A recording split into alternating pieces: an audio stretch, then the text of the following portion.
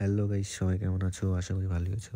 তো আজকে কোনো ঘুরতে যাওয়ার ব্লগ হচ্ছে না। আজকে আমাদের ড্রয়িং সম্বন্ধে কিছু ব্লগ হচ্ছে, ঠিক আছে? তো আমার সাথে দীপঙ্করও আছে। তো আমরা ভাবছিলাম অনেকদিন থেকেই আমরা যেগুলো ড্রয়িং বা স্কেচ করি সেগুলা সাগরদিঘির সামনে ওখানে বসবো, বসে মানুষের যাদের পছন্দ হবে তারা অর্ডার করবে। সেক্ষেত্রে আমরা সাগরদিঘিতে মেনলি যাওয়া। তো আমরা সেখানেই যাচ্ছি। তো যাওয়ার পথে তো রাস্তাঘাট পার হচ্ছি। আর মানে খুব নিজেকে নার্ভাস লাগছে। মানে জানি না মানুষে কি বলবে না বলবে। এইভাবে হঠাৎ করে এসে এখানে বসবো, যা খুব ভয় লাগছিল। তো ফার্স্টে খুব ভয় লাগছিল। এই যে চোখ মুখ দেখেই বুঝতে পারছো কেমন একটা ফিল হচ্ছে নিজের মধ্যে। তো আমরা এখানে গিয়ে জায়গা দেখছি কোথায় বসা যায়, কোথায় বসা যায়। তো এখানেই ভাবছিলাম বসবো। এটা হলো ব্যাংকের পাশেই। তো আমিও জায়গা দেখছিলাম কোথায় বসবো। তো সবকিছু নিয়েই আসছিলাম। তো এই যে আমরা এখানেই বসে পড়লাম।